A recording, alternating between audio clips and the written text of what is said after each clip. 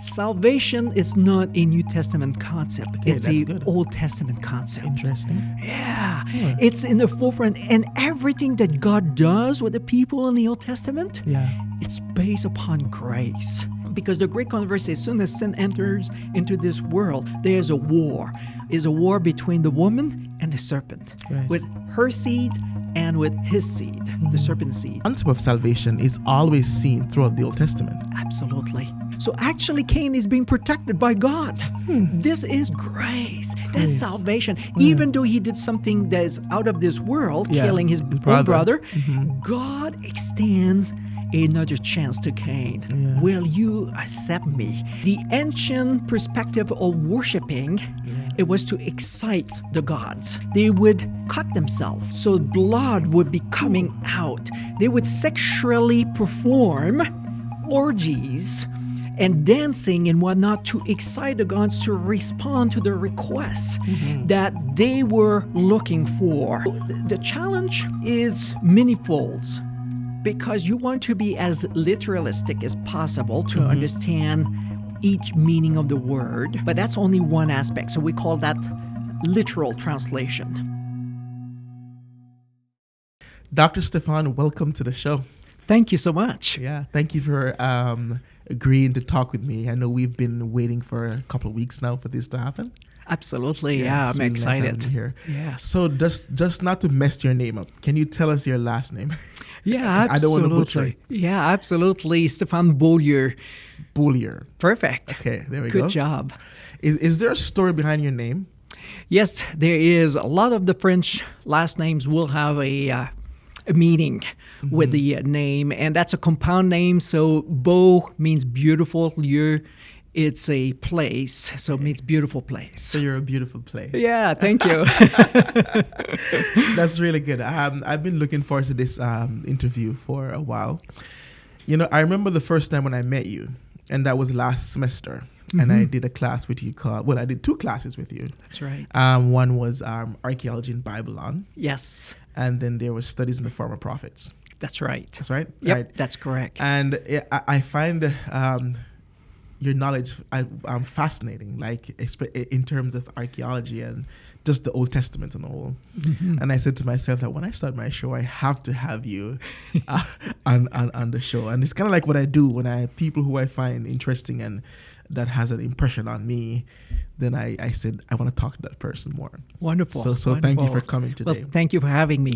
And we're going to be digging into a bunch of stuff, and I don't think we're going to have enough time to cover everything, but we'll try our endeavor best. But we're going to talk about some archaeology stuff. We're going to be talking about some Old Testament, biblical Old Testament stuff, and probably some Hebrew stuff, because you're also a professor of Hebrew. That's correct. Give us a little background. Let's start there. Tell us a little bit of what you do. Yes, so I'm the chair and / Old Testament religious study professor here at Berman University for the religious studies department.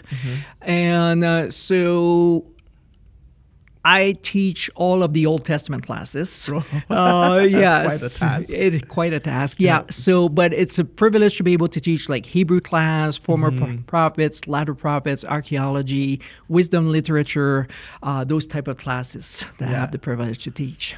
So where do you originate from originally? Yeah, I'm originally from Quebec, up north, about 6.5 hours northwest from Montreal, a place called Malartic, which is close to Val d'Or. So it's quite far north. Yeah. Yeah. You used to work in the States. Correct, yes. So after pastoring for several years in Canada, then I was sent by the conference office to do my second master degree, and then I stayed there to do my doctorate degree. Right. And that was in Michigan, and from there I taught in Texas at Southwestern, and then a few years at PUC in California before coming here. Before coming here to Berman. Yes. And I know you came to Berman, I think it was last January? It was actually last year at the beginning of the school year. So that's 2022. Correct. And was this the first time you've been to Alberta? Or? No, actually it wasn't, because I was a student here. Nearly. You went to CUC? I did. Oh. I did almost 25 years ago. Whoa. Yeah, that kind of asking me how old I am a little bit. And so, yeah, I was a student here, and I graduated in 2001. At the time, it was CUC. So, yeah, so I lived in Alberta for about 7-8 years at that time. So. At that time. Oh, so you did your undergrad here, and then you went to straight to pastoring after that. That's correct. So I worked as a Bible worker for a year for the Alberta Conference here in Alberta. And then from there, I went to the Maritimes in the eastern side of Canada for 5.5 years. That's where I was pastoring. Oh, that's cool. Yeah. So you've pastored for probably about a decade? Or less? A little less, yes. Before you moved into like professor? Correct, yes, okay, exactly. That's yeah. Why Old Testament? That's a great question. Originally, I wanted to do my doctorate degree in systematic theology. Okay. That's where my heart was set, and I really love philosophy as well. For some people who don't understand that, while you're explaining this breakdown what systematic theology is. Yeah, systematic theology, it's a field or an area where you study the Bible, but it's built upon looking at passages and going through the entire Bible and see how does that fit throughout the entire Bible. So normally it's after exegesis and historical studies, then it's systematic theology. So it's the last component where you put the theology of the entire Bible together by looking at certain texts. Okay. Yeah. So you wanted to do that. Yep. But you end up being a Old Testament professor. That's right. Explain so while I was doing my second master degree, for some reason, as I was taking some Old Testament classes, I loved certain professors, the way they were explaining the Old Testament. And the way they were expanding the Old Testament, it opened my eyes, and I thought, you know what? That's what I want to do. Yeah. I want to become an Old Testament professor and say systematic theology. But if I would be younger, by maybe 15 years younger, maybe I would do a second doctorate degree in systematic theology. That's interesting because it's the same impression I got from, like you got, when I started doing the Old Testament class with you, specifically former prophets. Yeah. Because you brought a light to the stories in the Old Testament that I've never seen before. I remember an instant, well, there were many instances, but there was an instant where you explained the story of Esther. Yes. Right? And oh my gosh, that one was mind-blowing of some of the concept that you brought out, like, that we didn't even realize. And just to give a point of what I'm talking about was, I think there was an instance where you were explaining that we know that the idea of sex out of marriage within the Jewish tradition was something that's not acceptable. That's right. And I have never looked into the fact that of the position that Esther was placed in that she had to have sexual intercourse with the king, just violating his tradition. That's right. And I have never looked into the fact, too, that they weren't supposed to be there. Like in the Medes and the empire, they were, because the decree was given by Cyrus for them to leave. Yes. And so like you, that fascinating. I don't know if I'm going to be an Old Testament professor, but never know. You never know. But that fascinated me as well, and stuff like archaeology, which we'll get into. Yeah. But my first question I'm going to pose to you, because I had a few questions that I sent to you. Yes. And it's in terms of historical and cultural context of the Old Testament. So, how does understanding the historical and cultural context of the Old Testament impact our interpretation of the text? Yeah, that's a wonderful question. Because very often when you think of the Old Testament, and there is this view out there that because it's Old Testament, we don't know exactly who wrote it, who is behind, who are the authors, dates, and all those type of things. That too often we look at the Old Testament, and is it really historical? Right. And so that question, historical and cultural context in the Old Testament, impact in our interpretation. It does, because if you look at the Old Testament and you think that it's a book or books that does not have a historical context, you would approach it differently than if you believe that it has a historical value to it.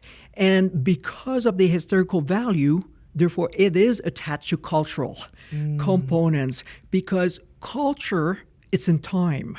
Right. And therefore, because it's in time, it's attached to what people do and what people do and how they live their life, it's history.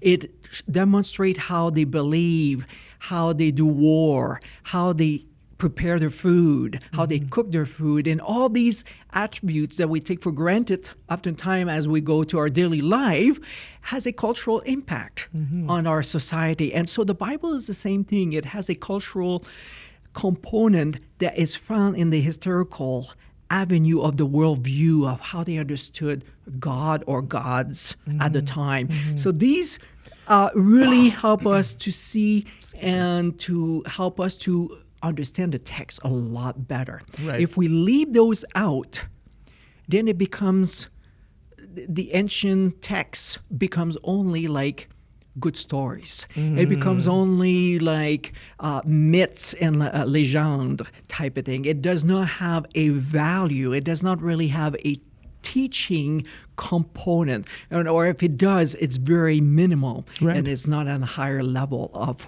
wanted to help us to understand the worldview. So the historical / cultural, like you just mentioned, in terms of interpretation. So one of the story I'm going to bring up right now is the story of David and Bathsheba, right? So and I'm bringing this specifically because you have an interesting take on it. So we see in the story of David and Bathsheba where David, slept with Bathsheba, killed Uriah, and what it led to. How does someone reading that story, the importance of understand the cultural context of that situation? That's a great point that you're bringing in there. For example, when you look at this particular passage in 2 Samuel chapter 11, and there, even the first verse tells us something that is very interesting in understanding about the role of the king. Right. And as soon as you read there in chapter 11, verse 1, it tells us that it was during the spring. Right. It was during the time when people would go to war and the king would lead its army to go to war. Yeah. But then the last statement is like, but David remain correct in Jerusalem. So right away, the author is letting us know about the cultural component. Right. It's during the time of war in the spring. Kings are leading, but David stayed behind. For some reason, suggesting that this is against cultural norms, that normally kings are leading, but here for some reason David stays behind. So right away a cultural idea, it prompted my mind to say, okay, what's going on in here? What's the author trying to imply? So there's a cultural context to it. Yeah. Nice. And we see that, like, and not to get too much into the story, but we see that as a result of him staying behind, it led to multiple things that happened that probably wouldn't have happened if he had gone into war, as it was the culture to do. Exactly correct. So the historical cultural context of the Old Testament is important in understanding this interpretation. Correct, exactly. Right. Because if you don't have that cultural understanding or missing what the author culturally trying to imply, right, you would interpret the text differently. Right. Yeah. What are some key cultural elements or practices of the Old Testament world that significantly influence this narrative? Well, it would be a long list when you start thinking about those, but let me just name a couple. For example, when you think of one key cultural element or practice in the Old Testament, probably worship. Worship, okay. Yeah, worship, it's something permeated throughout the entire Old Testament, and it's about the two types of worship. There's the type of worship of the ancient Near Eastern, ANE that we call it, and how do they worship? What's the perspective? How they worship their gods. And then there is the Israelite type of worship, right, how the true God, Yahweh, would be worship. And that is in the Old Testament something that's oftentimes pinned one against another. Right. And so the worship style, for example, as a key cultural element in practice, the ancient perspective of worshiping, it was to excite the gods that they were worshiping. So oftentimes they would actually cut themselves. So blood would be coming out. They would sexually perform orgies and dancing and whatnot to excite the gods to respond to the requests that they were looking for, and oftentimes related with fertility gods. And so they wanted to get pregnant or whatnot. So they would actually worship in a style that appears very barbaric for us, but it was the culture at the time of cutting themselves, blood, orgies, sexual components, dance and drums and whatnot to excite and invite the gods to respond positively to their worship style. Yeah. That's interesting. I know you introduced me to this book called Flames of Yahweh. Yes. Remember that book? Yes. And I remember the question I had was why we were talking about the God of the Old Testament, and I think someone asked me the question that the God of the Old Testament was so evil. They were saying to me, and you said to me I should read the book of the Flames of Yahweh. And within the book you find some of those things that you were just saying to me, like child sacrifice. Some really debased and barbaric kind of event that they would do that would lead to God had to do something about it because he's a just God. That's right. But that is interesting about the cultural elements of the Old Testament and stuff like that. Let's move a little bit to the linguistic and textual aspect. And the question I have for that is that what are some challenges in translating? And you do Hebrews too, so you know this. So what are some challenges in translating ancient Hebrew texts into modern language? And how do linguistic nuances impact interpretation? Yeah, that is a good question. We could have a full course just on that question. Yes. And this is a big challenge for anyone that learn any biblical languages, whether it's Hebrew or Greek. It's a challenge how to translate it into a modern language and to communicate what it's supposed to mean. Exactly. Yeah, so the challenge is many-folds because you want to be as literalistic as possible to understand each meaning of the word, but that's only one aspect. So we call that literal translation. But yet on the other hand, you want to capture also the concept of what is being communicated at large. And so therefore, to be able to gather the information to see what is being portrayed by the language in terms of maybe themes or theology based upon some of the words mentioned in there, you have to be able to know how these words are being used throughout maybe the ancient text or maybe in other places outside of the Bible to get a understanding and a meaning of some of these words. So it's not only literary, but it's also dynamic. So there's an element of dynamic understanding of the passage to try to communicate, and try to do both. It's a big challenge. It's an extremely a challenge to trying to communicate this ideas of dynamic that would convey a idea of what is trying to be communicated as opposed to the literal. But the literal sometimes will have more weight than the dynamic because it's communicating something purposefully in a direction. And so because of this, that makes it so challenging that when we move from one language to another, we lose sight. We lose because we're missing some of the words to express some of these meanings that are trying to be communicated in Hebrew or in Greek. One other thing I've learned in Greek class, I haven't studied Hebrew yet, which I think I'm going to start in September. But one other thing I've learned is that no language accurately represents the other. That's correct. And fascinatingly enough, I'm learning so many things about and in Greek again, as it relates to, in Greek I learned word order doesn't matter. So sometimes I'll see something in a Greek text and the way it's translated into English is just totally different. That's right. Completely different. And I find that fascinating because when you read the Greek text, it seems like it implies a different, well, let me not say different, but a more concise or directive meaning of what the passage is actually saying. So in terms of the Hebrew, how accurate would you say are we in terms of the English, like the King James, ESA, NIV, and stuff like that. Yeah. How accurate do you think we are in translating? Yeah, it all depends of the modern or the English versions Right. that we're using.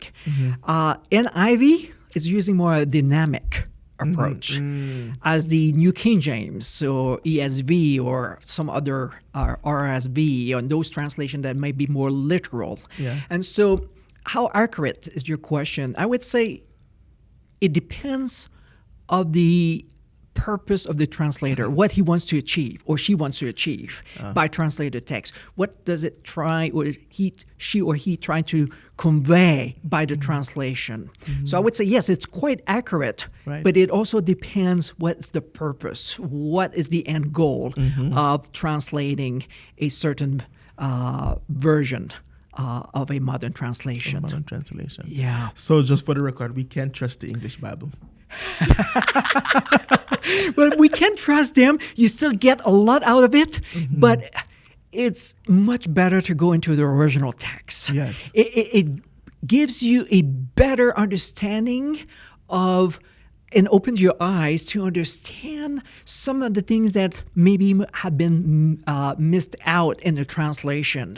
And because of the missing out, because of whatever reason it might be, you want to get that nuance. And sometimes that flavor, because of many faceted way of looking at it, it gives you a better picture of what is being trying to be transmitted. Yeah, I can testify to that from the Greek. Yeah. A whole different understanding comes to mind. Yeah. When you read the direct Greek text. Yeah. And I'm looking forward to the Hebrew. Can you share an insight into any specific linguistic or textual peculiarities in certain Old Testament passages? Yeah. I'm thinking of Genesis. Genesis chapter 4. It's very interesting. I'm just going to pull the text here. Genesis chapter 4? Yes. Okay. I'm just going to go Go there. ahead. Let's pull it up. Yes, Genesis chapter 4. You remember that story very well.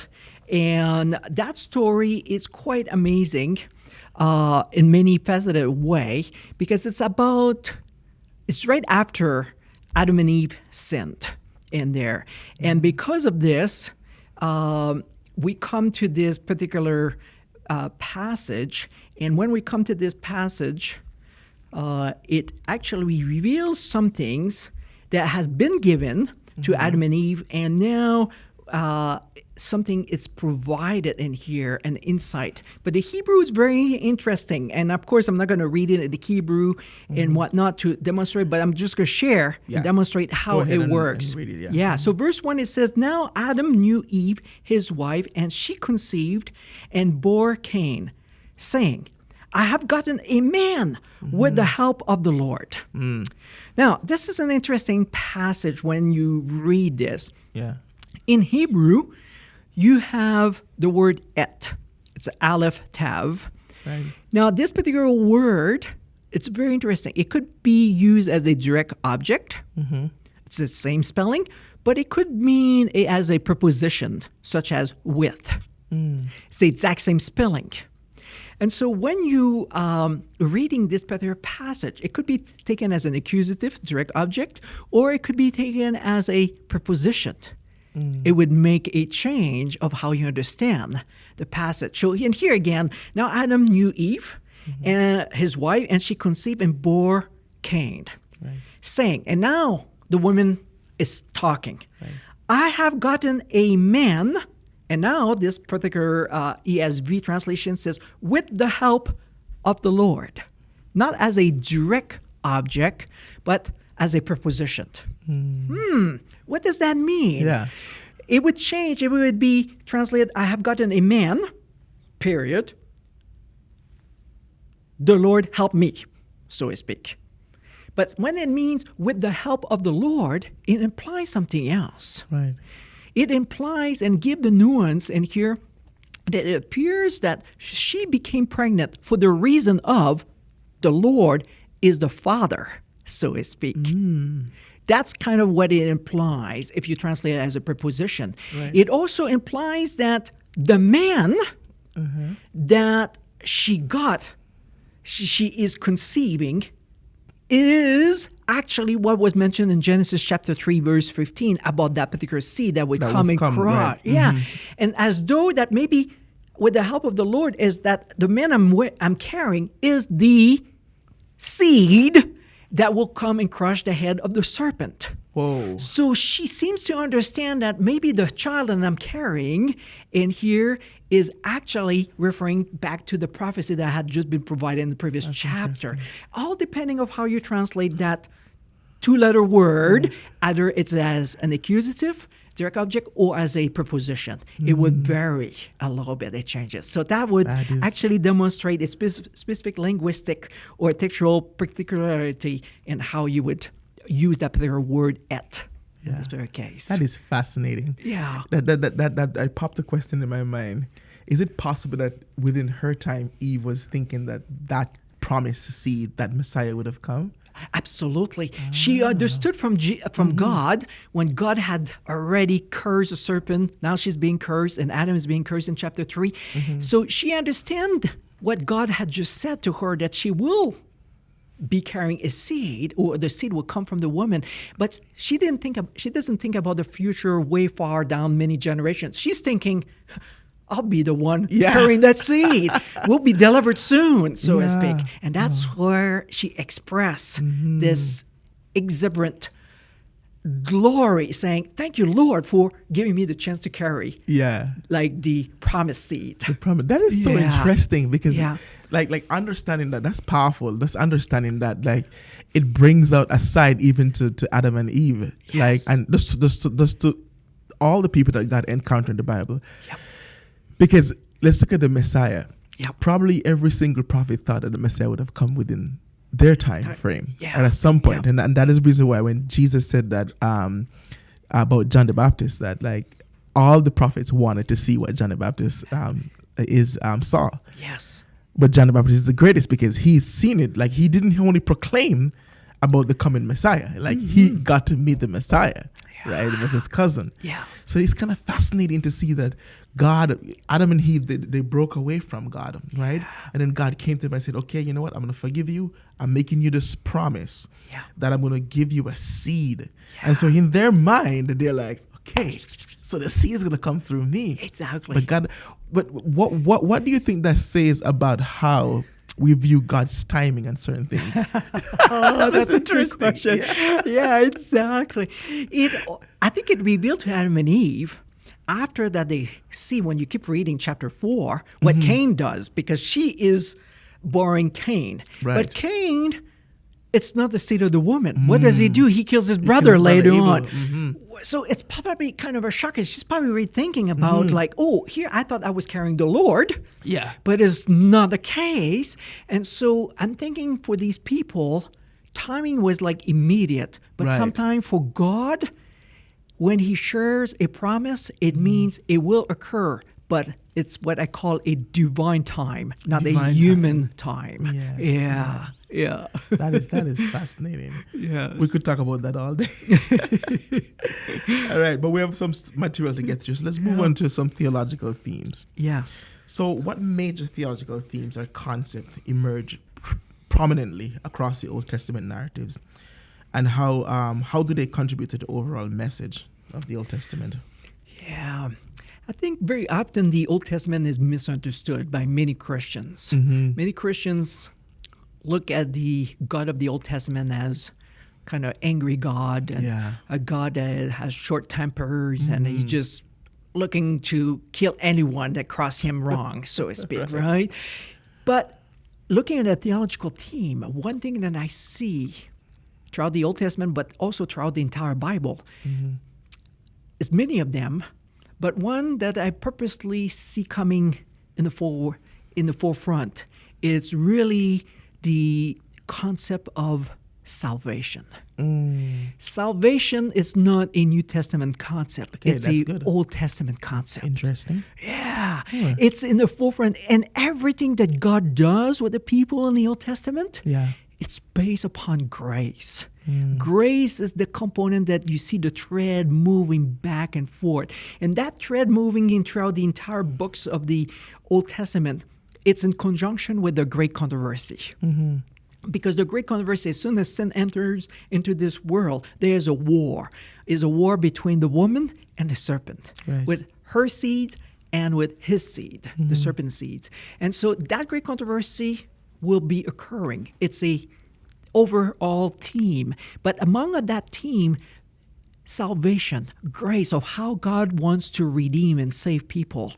It's the thread that is moving through that theme of great controversy that ties and demonstrates how God wants to save everyone. He does not want anyone to perish, but he really wants everyone to come and understand him. And that's really the theme that I see that comes on the surface the most. Yeah. That is interesting because normally we think of salvation, we think just New Testament.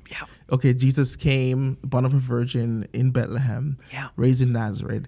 And that's true, right? Because that's the fulfillment of the seed that was promised in Genesis chapter 3, verse 15. But it's interesting to hear that the concept of salvation is always seen throughout the Old Testament. Absolutely. Yeah. That is absolutely. It's amazing. You see it right as soon as Adam and Eve sinned. What does God do? He gives a promise. Right. So he gives a promise of salvation. There will be someone that will come and redeem you. That's the first thing you see. Then what happened with Cain and Abel? Cain kills his brother. Right. God does not kill Cain. He says, I'm going to put a mark on Cain's head. And now you will need to go and live in a different land. But whoever touches him, his blood will be upon your head. So actually, Cain is being protected by God. This is grace. That's salvation. Even though he did something that is out of this world, killing his own brother, God extends another chance to Cain. Will you accept me?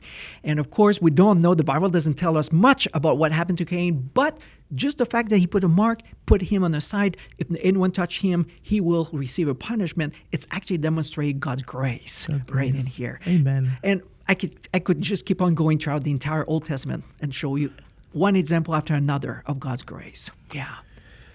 Here's probably an hypothetical question. I have two, but I'm going to go with this one first. What do you think that mark was that God placed on Cain? I've always wondered that, like, God placed a mark on Cain. But did he put a mark on his forehead? What's your understanding of that? That's a great question. From the Genesis perspective, very hard to know what is that mark per se. But when you look at the concept of the mark throughout the entire Old Testament, oftentimes that mark was related to a sign, so to speak, a understanding that mark was something set aside for a specific purpose. That's what it was. So he was set aside for a specific purpose. Right. But you see a sign or a mark, for example, on the Sabbath, later on in the book of Exodus. Interesting enough, this is a sign as well. It's a mark. And you go into the book of Ezekiel. You have also a mark in there, and you can go throughout. I'm skipping some places. But throughout the Old Testament, you have that sign. And the mark is for a specific reason, for a specific purpose, set aside for a specific reason. So this wasn't necessarily a tangible thing that you could see, touch? That's correct. No, it's not something visible in the forehead. I've heard so many theories. I won't even repeat them here. So many theories about what the mark that God placed on Cain. Exactly. So probably that wasn't so hypothetical after all. But so here's one that I think is hypothetical. And I did ask Dr. Summer this in a question that, and I'll share his answer after you answer. We know that in the garden, Eve was the first one to eat the fruit. Right? Yes. So here's a question. What if Adam didn't eat the fruit? And I wish I would have an answer. I don't have an answer because it didn't happen that way. It did not happen that way. We just know that Adam did. So we don't know what would it look like if he would not have eaten. So you're right. It's a hypothetical question because we just don't know what could have happened. Now, I can imagine what could, but I might be absolutely wrong in my imagination because it just didn't happen that way. Yeah. What if neither of them ate the fruit? Is that a good question? What if neither of them ate the fruit and disobeyed God and they obeyed? Yeah, what would have happened then, right? Well, I think we would have a different world. Right. Absolutely. We would have a world where there would be love abundance. People would love each other. They would respect. They would serve each other. They would continue to walk with God every day. He would be teaching us and whatnot. So it would be an absolute different world than we have today. Yeah. I asked like to summarize that question, and he said somebody else would have done it. I thought that was an interesting answer. Yes. He said, well, somebody else would have done it, because his idea and his reasoning was that like everyone would have had that opportunity. So Adam and Eve would have been the first, yes, but they obeyed God. Yeah. But everyone who came after would have had the opportunity to eat or don't eat. So possibly somebody else would have done it. Which is an hypothetical again, because we don't know. It's possible. Yeah. I mean, because each one, even today, I still have the choice, so to speak. That's right. To eat the fruit or not by actually following the evil one or by not following him. So in a sense, I still have the same choice today, and you and everyone upon this planet, of making a choice to follow God or not. So yes, in a sense, it could be. We don't know if it would have happened or not, but definitely every day we have to make that choice. I agree with that. We're gonna look at some interpretation applications, but before we move there, I want to ask you one of the things that I see most people struggle with as it relates to God, and I'm speaking specifically about the God of the Old Testament. That's why I brought you on. Is they tend to see him, and we touched on it a little bit, as a God that is exacting, distant, vengeful, and evil. And in most of those cases, some of the situations that they would bring up and use would be some of the instances where God gave a command, and he would say, kill even the baby that suck at the breast, animals and everything. And people struggle with these things. Like, whoa, this God is sanctioning genocide. Like, how do you explain that to somebody who that has just really affected their worldview of God? Yeah, absolutely. Especially if someone have lived in a culture where lost maybe members of the families because of the genocide or something. Yeah, absolutely. How do you respond to that? And that's a kind of a delicate and tricky question in a way to answer it. Not that it's a bad question. It's a great question. It's trying to do justice to the text, and trying to expound it in a correct way in what it's meant for. And that's my perspective when I read the Old Testament and how I understand the Old Testament. It's interesting. Before God asked, for example, Joshua to enter into the promised land and then to kill all the Canaanites, men, women, and the children, right? That's normally where people struggle. It's very interesting when you go back to Genesis chapter 15. God says something to Abraham. He says, walk through this entire land. And this will be the land of your generation. But before it happens, it's going to take 430 years before you enter it. Then you have to stop and say, why 430 years, right? It's a long time. And it doesn't happen until Joshua, after Moses died. So Joshua will come and conquer the land and will destroy and eliminate, I'm using this word by quotation mark here, the people that are living there. And then you say, why is God asking Joshua and his army to do that? It's unhuman to do this. Why would a divine, supposedly loving God would ask for this? Well, Genesis is interesting because Genesis tells Abraham, in 430 years, you will enter there. God is actually extending his grace to these people in Canaanite land, saying that you have 430 years to turn from your ways. And if you don't, then I will bring judgment. And the judgment comes in the form of God's people entering into the land and eliminating them by destroying them. But not only this, before the cross, Joshua sends 2 spies and he goes to Jericho. Right. And a woman protects these 2 spies. And what does she say to the spies? That they should remember him? Remember her? Okay, remember her? And she says something else. She says, we have heard about who? Your God. About your God. Yeah. That your God has given you this land. Yeah. How does she know that? Wow. Where did she learn that from? Well, that's my personal understanding, but it appears to me that it would have come from what it was mentioned to Abraham. And so therefore, 400 and something years ago. Exactly, they had heard there was something that was shared with these people to change their ways.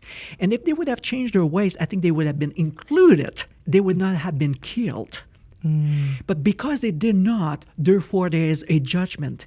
And so they are being removed from the land because they're rejecting God. In the book of Deuteronomy, it says, whoever rejects God will be swallowed by the earth. Right. That's kind of what happened. They got swallowed because they had rejected God. But not only Rahab, who acknowledged that God is bringing these people there into this land. There's another small group of people just north play a trick on Joshua with moldy bread and old sandals. Ragged garments. Exactly. Who are they called? They're called the Gibeonites. Gibeonites, right, yeah. And so here, why are they tricking them? Because they didn't want to be destroyed. Destroyed, yeah. And he says to Joshua, let's make a covenant, a treaty. And so why? Because I think they see and they understood that what God had promised Abraham 430 years, it was coming to happen. It was going to happen now. And therefore, they said, okay, let's play a trick. They are willing to be actually wood carriers and carrying wood for the sanctuary. They prefer to be slaves than being destroyed. Yeah. And Joshua honored, and God said, you better honor your covenant. They tricked you, but you got to honor them. So even then, God extend his grace to the Gibeonites and says, okay, they play a trick on you. You didn't ask me my advice, but now you got to keep the part of your bargain. You will not touch them. You will actually protect them. And that's what happened later on. Kings tried to attack the Gibeonites, and Joshua and his army goes to deliver them. Protect them. Grace. Yeah. Yes, yeah. So there is grace, actually. So it's not a God that is willing to kill everyone, male, female, and children right away. What he wants to do, he extends grace. He wants them to repent, change their ways. But if it doesn't happen, judgment will come. Not only for the Canaanites, Hittites, Moabites, Edomites, but also for God's people later on. Yeah, exactly. If they didn't follow God, what happened? True. Judgment came upon them as well. Yeah. And we see that mostly like in the destruction in AD 70 of the temple. Correct. Where they literally got dispersed. Exactly. It was probably the most devastating blow to the Jewish people. Correct. Exactly. So actually God extends grace before the judgment comes. Yeah. That's really, and he says, I give you a lot of time, 430 years. I pleaded with you, but you didn't respond. So therefore, now destruction comes. It's a little bit for us today, the same thing. What's so funny about that is that sometimes you would read in the scripture and then God would make a promise or would say something to somebody, and then he would say the cup of the Ammonites is not yet full. Correct. Like, you remember that? Yep. So is that the same thing as you mentioned as grace? He's saying, okay, like I'm bearing with them and the time has not come. That's right. For their cup is not full yet. Exactly. And someone listening to this will be like, okay, that's fair. God gave them 400 and something years. But why judgment? Why do you have to kill them? Can't you just leave them alone? Okay, yeah. I mean, like they don't want to serve you. They want to do all child sacrifice. They want to eat each other, cannibalism. Yep. They want to do all these things that are barbaric. Yep. Just leave them alone. Why do you have to kill them? Why does God have to take a stance like that, where he has to come and judge, and sometimes his judgment leads to killing? Yeah. I cannot answer for God, but I can give an answer based upon what I can read in the scripture. Okay. Fair enough. And what I'm reading in scripture is that grace and justice come together. Mm-hmm. And so there is an element of justice. And because God is the creator and we are the creatures, and if we do not follow the creator, Yeah. because of my choice, and God gives me the choice to do, but there's consequences because there is justice. God says, okay, I'm going to extend grace. You don't have to die. Somebody else will die for you. But if you reject, therefore there is a justice component because both are inseparable. You cannot separate them. They're a part of God's character. Yeah. And so that justice, therefore, demand a response to remove sin, because sin cannot be in the presence of holiness. Holy and unholy cannot mix together. Right. And so God says, okay, because I'm holy, my holiness will destroy unholiness. And so this way, if we are attached to the things of unholiness, we are dissimulated with the unholiness that is being destroyed in that sense. So that's why these people in that being demonstrated that God cannot tolerate unholiness, Yeah. the practice that is Evil. defiling exactly the image of God, because we're created in the image of God. So they're defiling the image of God by the practice that they were doing at that time. Yeah. And what I would say is that anyone, because I've started reading it, anyone who wants to understand why God did what he did, read The Flames of Yahweh. I would recommend. Absolutely. Yeah, because then it shows you Yeah. what I think what it does is that in today's world, we see people look at the suffering of the world, look at the killing and all these evil things that's happening in the world. And then they will say, where's God? Yeah. Like, well, why is God not doing something about it? Yeah. And yet, in some of those instances, some of these things were happening in those ancient communities. And that's when God did something about it. Yeah, exactly. Like he did something about it. Like Yeah. they were eating their children, they were sacrificing their children, burning them alive, sometimes roasting them alive in these weird way of rituals to various different gods. Yep. And so God had to step in and do something about it. Yep. Right. So I think if people understand the context that God, because he's love and he's justice, he cannot just allow evil to go on. That's better. correct. Like he has to do something about it. Absolutely. And that demonstrates him as God of the Bible, Yahweh, as different to any other ancient Eastern gods who do not respond to evil. Yes. Because these gods, Baal and other gods, Asherah and so on and so forth, do not respond to the evilness of people. There's nothing that happened to these people. There's no blessings and there's no curses. Yeah. But with the God of the Bible, with Yahweh, there's both. There is a blessings and there's curses. Yes. Yeah. That is interesting. Yeah. Here's an interesting question I have. I didn't put it in your question list, but the story of Abraham, where God gave Abraham Isaac. Good? Yeah.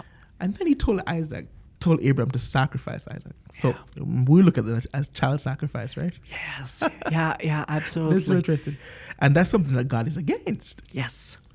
But now he's telling Abraham to do it. Now we understand the story that he didn't meant that and it was a test of Abraham's faith and stuff like that. Yep. But let's look at Abraham for a second, right? Who would have probably known what the evil nations around him were doing as it was a child sacrifice. Yeah. How could he have that believe that actually was God that was talking to him? And how could God have requested something like that from him, knowing that the surrounding nation did this thing that he himself was against? Yep. How would you explain that in your understanding of the whole Testament right there? Yes, exactly. This Abraham's event of sacrifice, being asked to sacrifice his son Isaac, is very troubling. And that's the purpose of the author. He wants to make it troubling. When we hear it, when we read it, it's also to try to demonstrate that Abraham lives in a culture that was understood to be correct. Right. And so Abraham may not have asked the same questions as we ask today. Right. Because we're asking it from a modern perspective. Abraham would have understood it when he heard the voice as something that was permissible, something that was occurring around, and it was God asking. So that's one component. The other component is that it making it a shock. Why would God ask such a inconsequent thing from a God that does not like that, so to speak. Right. And now is asking something to do that's the same thing as the other nations. Right. Now we got to keep in mind that the Bible is written in a culture. We talked about culture earlier. Yeah. It's written into a culture of the time, and God does not try to change cultures up on its head, so to speak, all the time. He is trying to work with the people in the culture of the time. And so with Abraham, he is using the culture. So Abraham would not have asked the question that we're asking today. Right. Is it really you, God, is asking me to do something like that does not fit well? Wow. That's us asking that question. Abraham didn't ask that question. He responded because it was something that was common. And so he responded without doubting. And he moves forward. Interesting. Yeah, with this.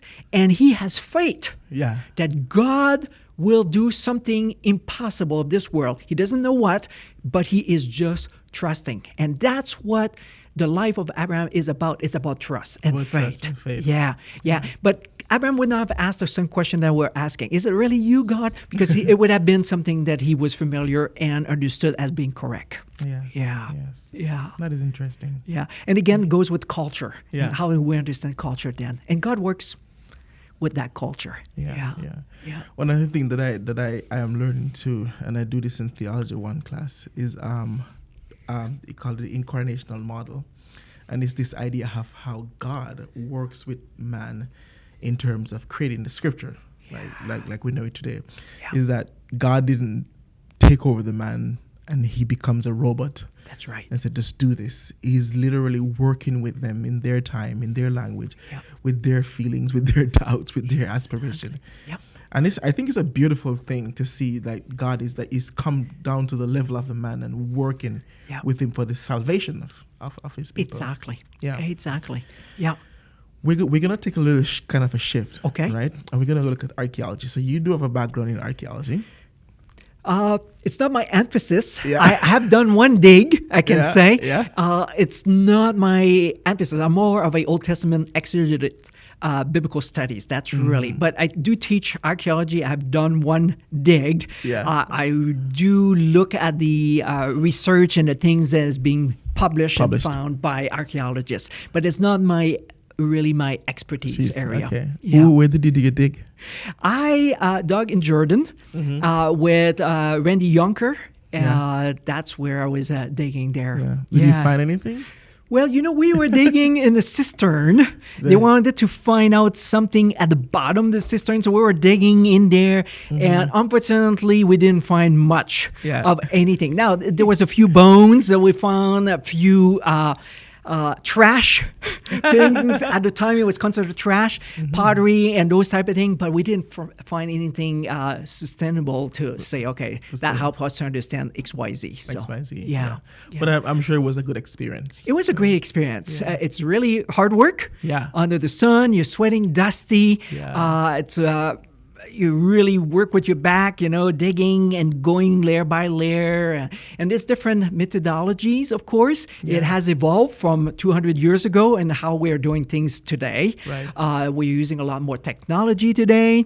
We're using drones. We're using computer science, ultraviolet things to find things where they are. So that's cool. 200 years ago, they would just go and shovel everywhere. There was no methodology. But today there's a methodology, how you do your squares, how many space there is between squares, how you divide everything. So there is a purpose. There's a methodology, how things are done now. Okay, Yeah. that's cool. Yeah. So let me ask you a few questions just around that, and based on how you understand various research you've read and stuff like that. So can you share any examples of archaeological findings that aligns with or provide evidence supporting biblical accounts or narratives? Yes. This is quite interesting. Definitely, we have several. There is several one out there that we definitely can look at, and it supports the Bible. Yeah. I would not say it proves the Bible. Yeah. I was going to say, mention that. Yeah, Okay. yeah, exactly. Why wouldn't you say that? Because the Bible does not need archaeology to be proven. Okay. Yeah. It's a piece of literature, but it does not need archaeology to prove what is in the Bible, whether it's true or not true. Okay. I think it just does its own valid exposure and understanding in terms of its historicity and understand the history. And if we take it as a face value that this is a historical book, therefore it does not need other components to prove it. However, archaeology does support some of the things that ancient Near Eastern concepts and cultures and views, and definitely one of them I'm thinking is the code of the Hammurabi. Yes. For example, and he's standing in the front of the god of Marduk, and there 300 laws are shared. Now, we don't know much about the law, but it promotes the welfare of the people, for example. It talks about the cause of justice and the prevailing of the land and how to destroy the wicked and the evil and all those type of things, which gives me insight when I read some of the laws in the Bible. Right. Then I'm saying, hey, wait a minute, there's correlation. And some of the laws, there's some similarities and differences. And so it actually validate in this way, and it help us to understand, okay, this was not something just putting a rabbit out of a hat, so to speak, and they decided, the Israelites, to have laws. No, they had certain other laws that they were familiar and understood. That's one. Another example, which I find it very fascinating, is the Suzerain Treaty. What is that? The Suzerain Treaty is like a covenant. It's like an agreement between two parties. And when you look at it, when it was discovered, the first time it was discovered, it has a structure of that particular treaty, which was between a lord and the people. And the agreement and understanding what the Lord's responsibility was and the people's responsibilities. Okay. And when you look at the structure of this, and you look at the book of Deuteronomy has the exact same structure as the Suzerain Treaty. And you're like, wait a minute, that's fascinating, because even the ancient culture of the time used a structure and understanding of between two parties that we find in the book of Deuteronomy, between God and his people. And how they have responsibilities. Yeah, absolutely. So those type of things, it just like confirms to me that the Bible has a historical component, context. Yeah. Tell me a little bit about the Isaiah bullet. I wanted to bring that one up. So in class, I learned that there was this ring that was found. Yeah. Like it was discovered in today's time, archaeological findings. Yeah. And it had an inscription that was written on it. That's correct. And so archaeologists are suggesting that it belonged to Isaiah, possibly. Possibly, yeah. Yeah, exactly. So explain what that was, the Isaiah bullet. Yeah, it's a bullet. It's kind of a signet ring, right, with names, and it was normally used when you seal a document. You would put a rope and a little clump of clay, and it was used to put a ring, then say, I'm the one who wrote this, and now it's sealed. Right. And it would go to someone, and then we'll break it and whatnot. So that's what a bullet is oftentimes is related to. Now, Isaiah's bullet is quite interesting because it was found just a few meters away from the Hezekiah bullet. Oh. Which is interesting. In the book of Isaiah, in Hezekiah, we have those components, the two not authors, but personalities or persons found in there being revealed. And so here, the Isaiah bullet, when it is found in the same level, straight out there, of the Hezekiah bullet, demonstrate somehow, or at least a possibility, that this may have been referring to the prophet of Isaiah. Yeah. Now, we don't know for sure because there may have been other people by the name of Isaiah, but at least it suggests that Isaiah was a common name, someone that lived during the time of Hezekiah, the king, who was also named that way. So it definitely reveals something as a authentic very, very authentic in that regard to demonstrate that, okay, Isaiah is not an imagination figure. Right. It's a literal person who had that name. And the king who had that name is a literal person as well, Exactly. who would have carried this type of bulla in there. And of course, the Isaiah bulla had some inscription. Part of the letters were broken a little bit. Right. And so some archaeologists and scholars had argued for other meanings. But at the end, after several years of argument and looking at it, the consensus of most scholars is that, it refers to really Isaiah. Yeah. That would make the most sense. It would make the most sense. And this is nice because it's something recent, like you said, in our days that was it was found. Yeah. And so sometimes you have to wait Yeah. to demonstrate and show that, okay, these people did exist. It was not only a myth. Yeah. That is interesting. Yeah. A lot of people listening to this, they will be like, oh, yeah, you see, there you go. The Bible is real. And the Bible is proof. Tell us why it's important, not to say archaeology proves the Bible, but rather to say supports it. Yeah, exactly. Because archaeology is it's a science, really. Yeah. You excavate, right? It's not to try to prove the Bible. You excavate to try to understand the people of the past, their society, to understand culture. Exactly. Yes. Because archaeology is a science, we don't want to use kind of a science element trying to prove something of faith, a literature. I see what you're saying. Right. Oftentimes, why should I try to prove, for example, a well-known English professor that may have written a piece of literature and trying to demonstrate that this professor was literally alive and he wrote really this book, right? And if I would talk about Professor John McDowell, for example, and say, okay, he wrote this and so on and so forth. He was really a professor at Birmingham University. Most people would believe me. They would say, oh, yeah, I took a class with him and so on and so forth.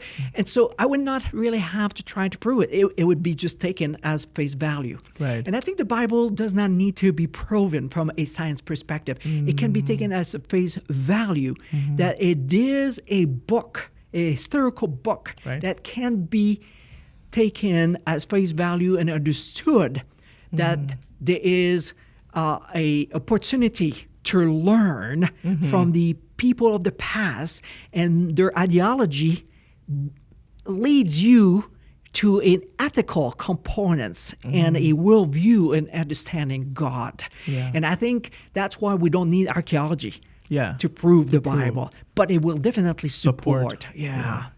I like that. Yeah. What are some challenges and complexities encountered when interpreting archaeological findings in relation to biblical events or locations?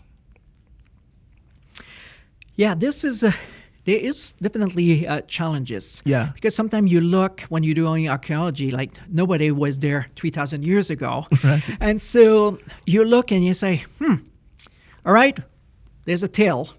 Yeah. And the tail tells us, okay, something must have been there because there's a mountain in the plain, so to speak. Is like not a mountain, but a hill. And so I'm going to dig. But when you look at the maps, ancient maps, you may say, okay, well, that looks like the position of such a city.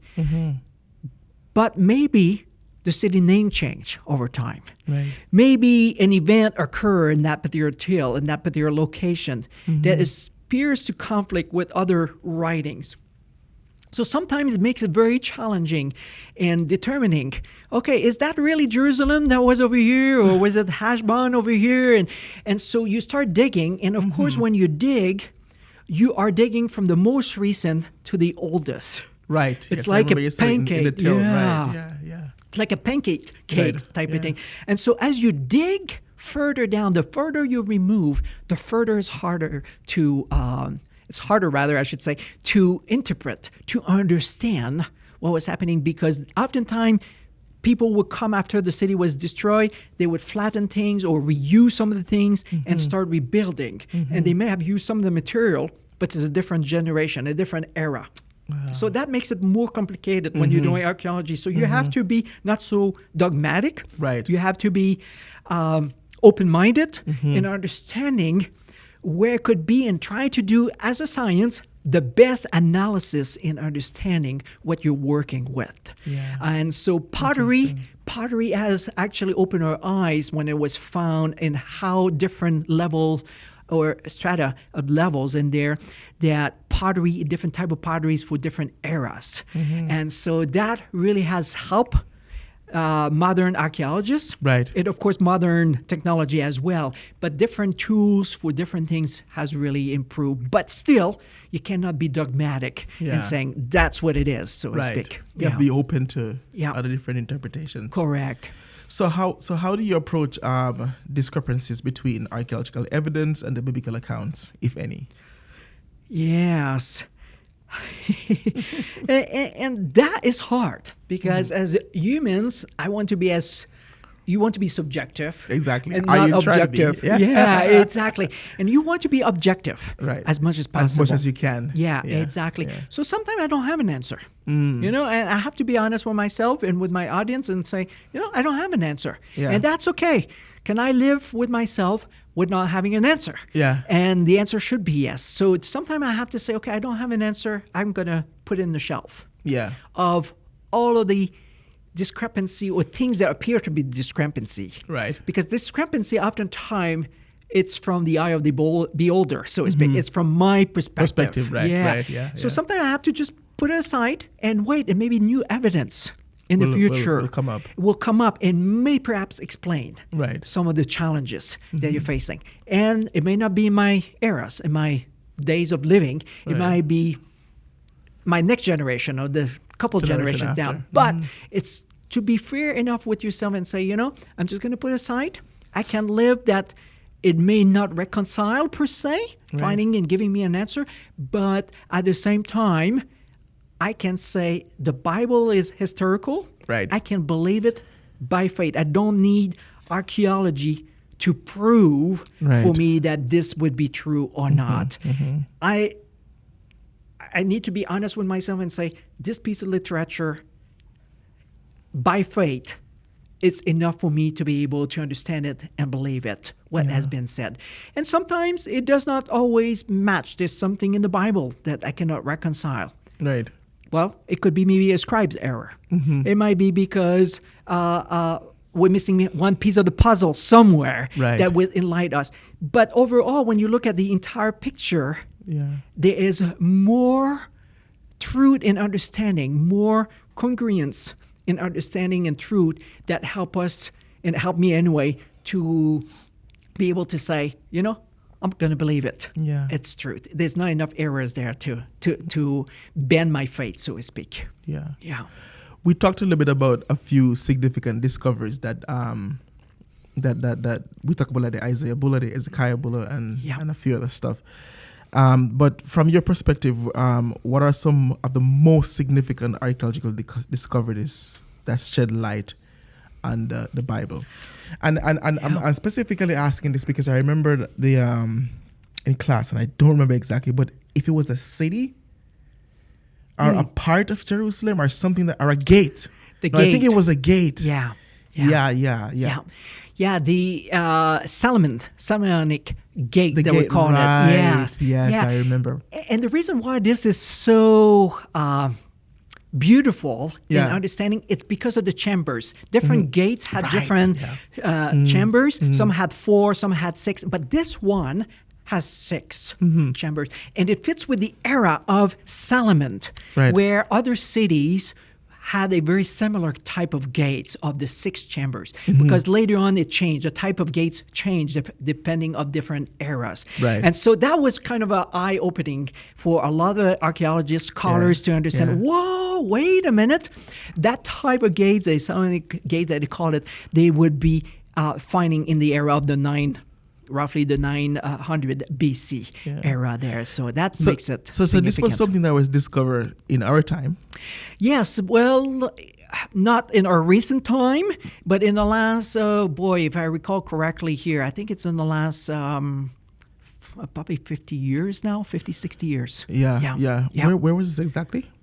Where was it found? Yeah. It was in the Middle East. Middle East. Yeah, Okay. Middle East in modern Israel today. And Yeah. so was this a gate that to the temple that Solomon built? It's not. Yes. What was it exactly? It would be the gate of a city. It was the gate of a city. It was not the gate of the temple. Okay. Yes. So a gate of the city, and they call it Solomonic temple because of the era where it was. And of course, Solomon built a lot. Yeah. He was a builder during his time. And so because it was found in a few areas, few places, prominent cities that most likely Solomon, according to the Bible, would have built, that's why they're called the Solomonic gates, because it would go based upon what he would have done in those places. Yeah, I thought that was interesting because Yeah. I remember you showed us in class and you showed the different chambers Yes. that were in the, what do you call that? The gate. Yep. It was so cool to see like the different like these gates, how these gates were built and Exactly. and the time that they took to dig properly Yes. into it and Yeah, there's discover it. one in Jerusalem as well that they're Yeah. working on there and figuring out on the there. So yeah, and which Yeah. that one is a little more modern Right. as well. This Yeah. one. Yes. Interesting. Yeah. I know I sent you a big list of questions and it was so much stuff on it because there's so much. Is there anything in particular that you wanted to address that I didn't ask you? Because I know there's a I lot. think- yeah, And I'm yeah. skipping them because I know we don't have the time to go all of them. But Yeah. was there anything that was fascinating to you? Like, I want to talk about that one. Yeah. Not per se, because everything is interesting and exciting. Well, that's good. Yeah, That's good. exactly. But I think one thing I would add that, again, to emphasize about, based upon a question you recently asked, I think archaeology excavation is not an exact science capable of producing irrefutable evidence, really, for a given hypothesis per se, but if properly conducted, though. Yeah. When you think of archaeology, however, it is a unique and comprehensive method of research that it can enlighten us in understanding culture, ancient culture, how things were done, and therefore employ scientific technology and in the excavation and investigation, evaluating the culture of the time. It would definitely help us in enhancing the understanding of the Bible. Yes. Because none of us lived 3,000, 4,000 years ago, but it actually helped us to understand these people better. Yeah. And I think that's what I would like to leave our audience with, to fall in love with archaeology. Yeah. Read with the findings. read the findings. There's so much, there's so many museum, and there's many tablets that have been found over 100,000 who have not been interpreted yet. They're still in the basement of the museum that could be, we need people with wisdom of interpreting some of these languages, Hittites and Ugarites and whatnot. And so definitely, if you are interested in loving archaeology, digging in the dirt, when you were 2-3 years old, you love, well, you can still do it as an adult. Yes. Absolutely. Yes. And also discovering that new things that may enlighten us to understand the Bible better. Yeah. Yes. Yeah. How would you advise someone to approach a study of the Old Testament? How would I advise them to come? Yeah, and one of the reasons I'm asking you this is because you have changed the way I approach the Old Testament Bible. I must say that, right? Because normally you someone approaches the Bible, you just read the Bible as it says. Okay, that's what it says. But since I did that study with you, for that class with you, former prophets, I've learned to dig really deeper into and one of my biggest impressions was the story of David and Esther and Ruth and some of those people. But how would you tell someone to approach Well, you see, studying the Bible, we read the Bible, that's one thing. Yes.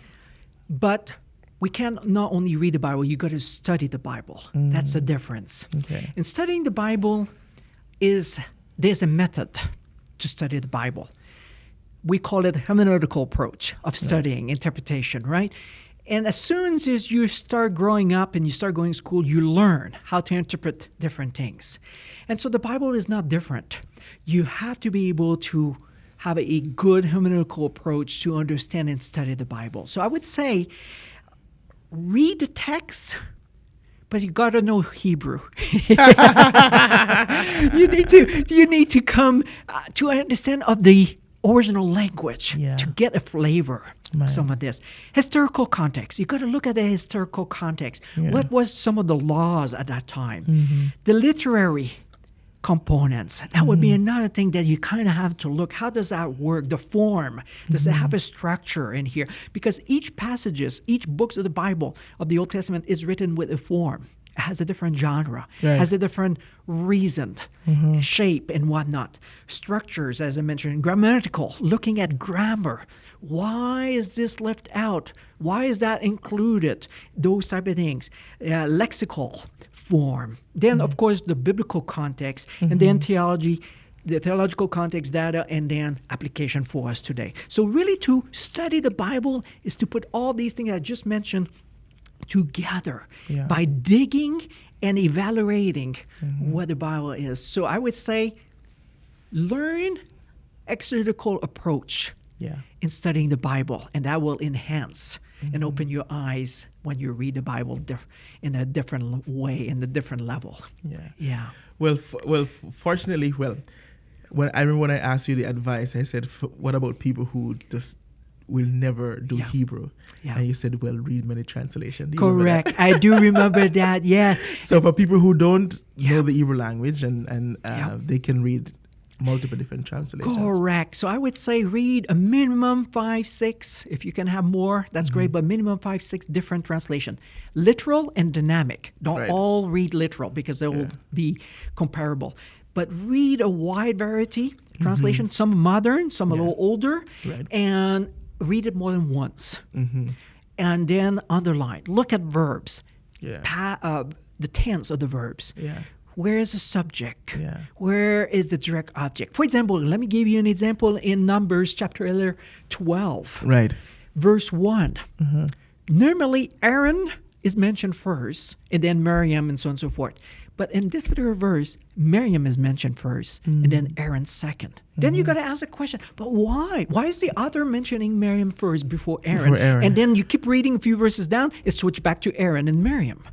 Why? So ask question. Ask why, what, when, how, where. Exactly. Ask those questions as you read multiple versions and understanding and digging. So study, and don't be afraid to read widely. Don't just read the Bible. Go and look at biblical cultures. So there's books on biblical cultures. There is actually commentaries. There is other books that scholars have written in helping us to understand certain passages. But first, read the passage several times in different versions, dig as much as you can, and then read other sources. I want to be respectful of your time. So this show is called Amidst the Odds, which means that, and the logo communicates that amidst the odds is the cross, ultimately. But amidst the odds, we all have a story, Amidst suffering, amidst pain, amidst trials, amidst circumstances, we all have a story of triumph where we came out amidst the odds. What is your amidst the odds story? Well, mine, I would say, probably occurred 20-some years ago. Because I didn't grow up Adventist, Seventh Adventist. That's the institution I'm teaching at. I grew up Catholic, and I love Catholic people. They're beautiful people. What the turnaround for me was to study the Bible for myself and finding how God, Jesus, loved me, who I was. And so when I realized this, even though with all the bad things I was doing, growing up and all the craziness that I've done in my life, that God was actually looking for me. I was not looking for God. He was looking for me. And he is the one among suffering, because I did suffer. I was suffering at that time. I was going through a burnout. And God is the one who found me and say, hey, Stephane, I can transform your life. I can change your life. And that's where I think the cross, as your logo points out, it's demonstrating the beginning and the end of the Bible and the middle of the cross and this great controversy that we are in. It's a battle every day. Every time I get up in the morning, I know I am up for war because the enemy wants me to not follow Jesus. And so that's where I think being among the odds there, amidst the odds, is that I need to remind myself where God took me 20 some years ago from and where he's bringing me and where he will be bringing me in the next 25 years. Yeah. Thank you for taking this opportunity to talk to me. Well, thank you for having me, and thank you for your questions. Great questions. Yes. Thank you so much. You're welcome. Thank you.